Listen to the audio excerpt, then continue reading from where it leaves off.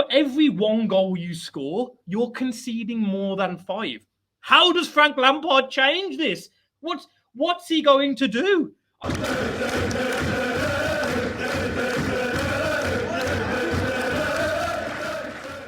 Hello, everybody. Welcome back to Sweet and Sour Soccer. Good morning, good afternoon, and good evening, whenever you are hopefully watching this.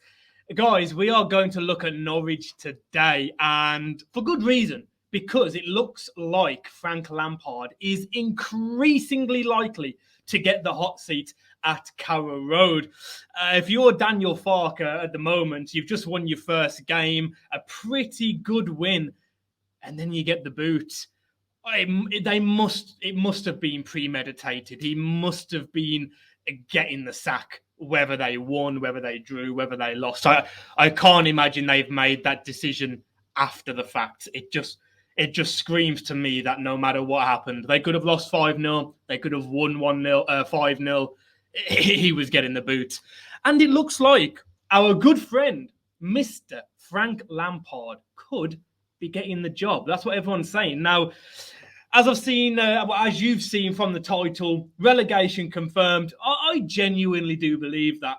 Although I do believe Frank at the time was a little bit unlucky to get the boot from Chelsea, all things considered. I know the league position wasn't brilliant, but if you go back and look at the table, it was a bit like this season's, 3 wins on the bounce and you go from 10th to 4th.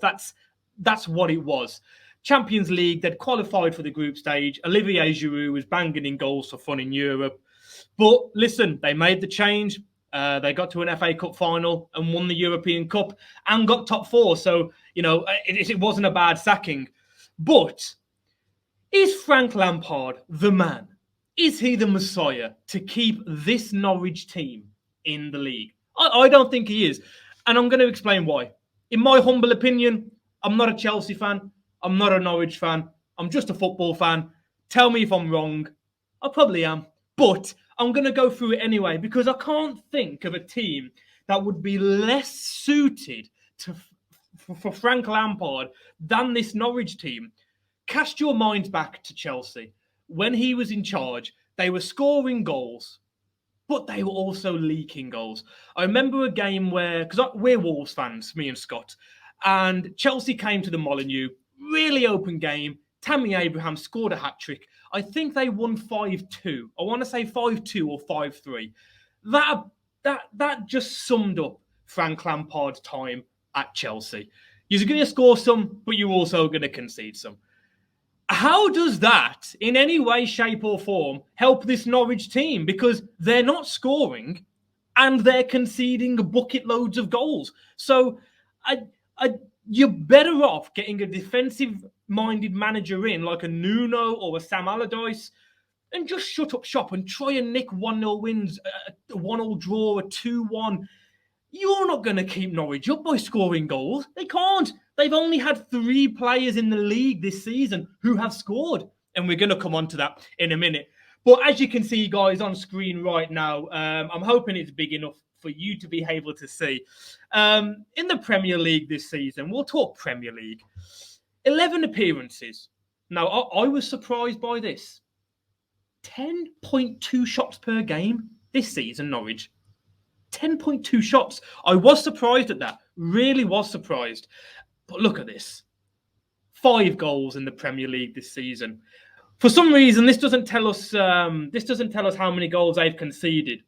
But because we know what we're doing here at Sweet and Sour Soccer, I can tell you that it's 26. They've conceded 26 goals this season in the Premier League.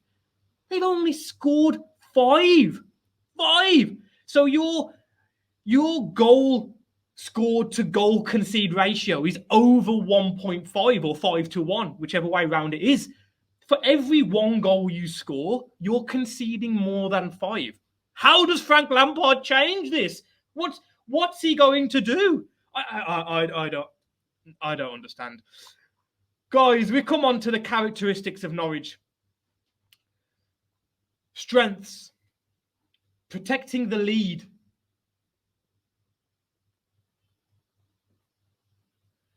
Protecting the lead.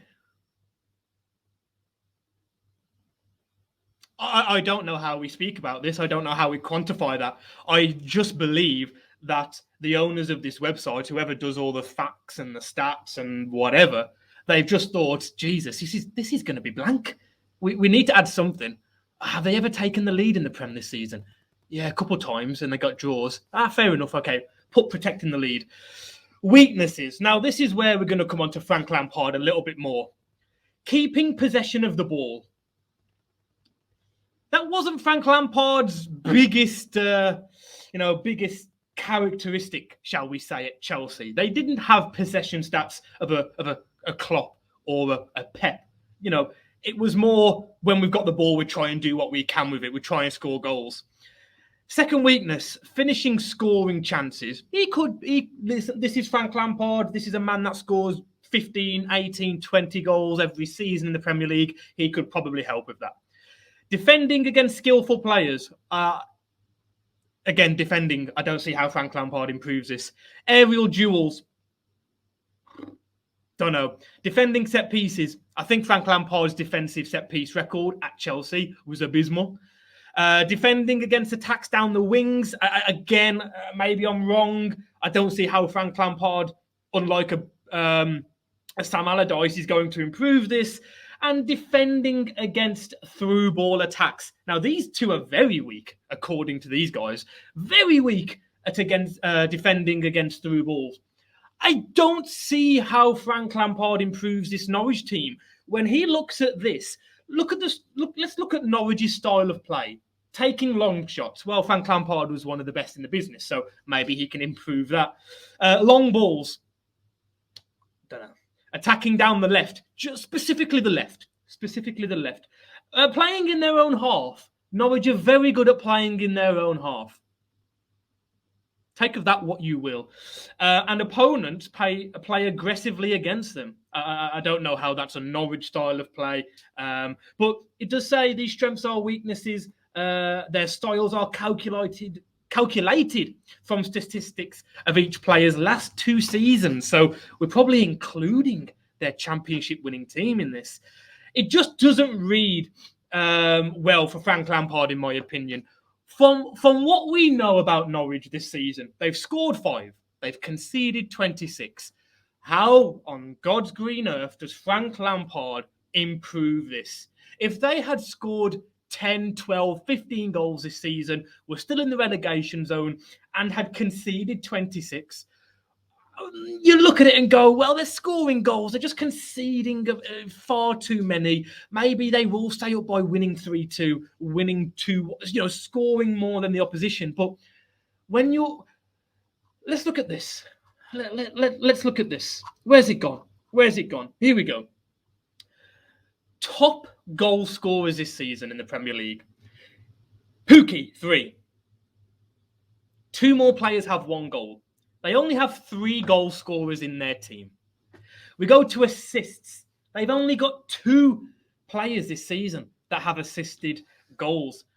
I don't understand for the life of me how Frank Lampard is going to change any of this. And again, I could be completely wrong, but for me, Norwich were down anyway, but this just confirms it. This absolutely confirms that Frank Lampard will probably be managing Norwich in the Championship next season.